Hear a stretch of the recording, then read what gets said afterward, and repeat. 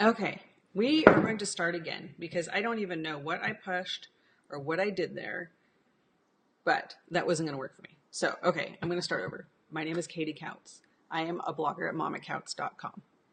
I blog about essential oils, I blog about preparedness, I blog about food storage and some frugal tips.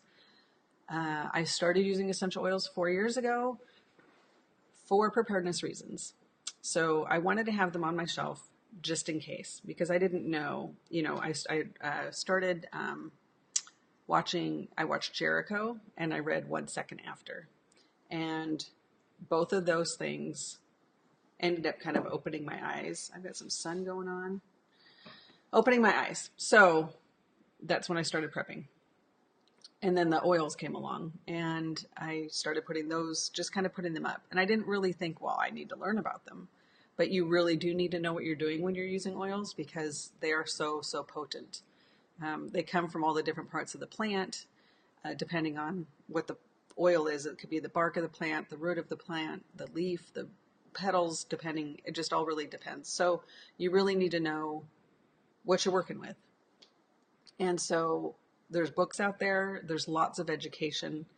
It's hard to decipher what education is good and what is extreme, what's not, and that sort of thing. So my heart is to share with you my education so that you can get off on the right foot with using oils and putting them in your preparedness kits, because there's going to be a time when we can't get over-the-counter medications maybe, or unless you've stockpiled a ton, obviously, but it's just really good to have multiple backups for your backups, right? So having essential oils, having over-the-counter medications, whatever, but backups for your backups.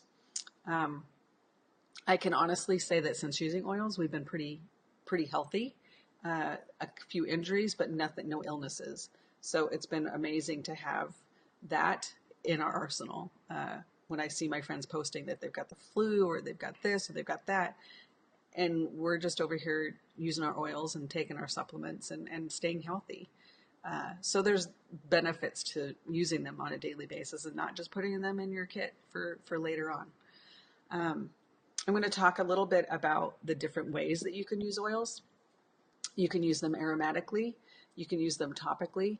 And with doTERRA, which is the only brand that I use and the only one I've ever used, so I can only speak to doTERRA, you can safely use them internally. So aromatically, really just take a bottle and you can drop in your hand, rub your hands together and cup them and just inhale. And that's aromatic.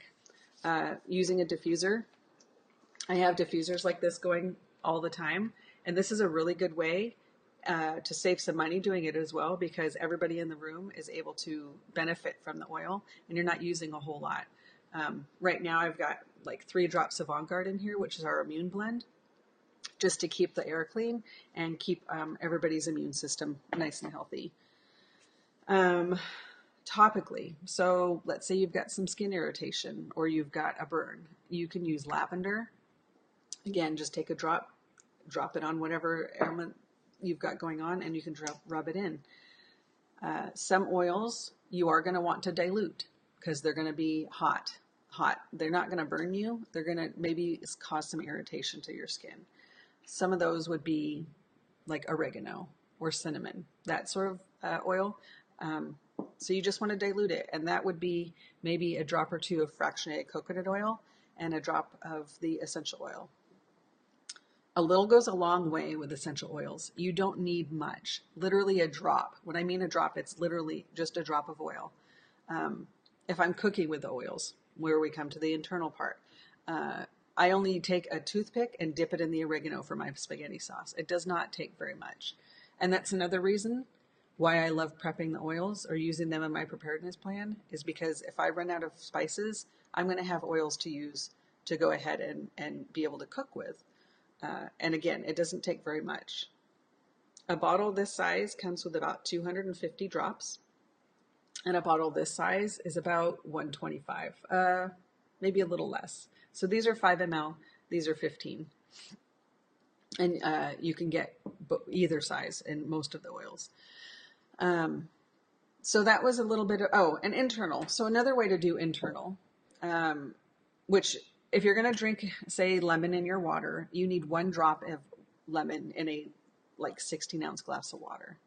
What I do is I'll fill it with ice, put the oil in, fill it with water, drink it, and then fill it with water again. But I don't add oil a second time. Super good for cleansing your kidneys and just flushing out the toxins out of your body.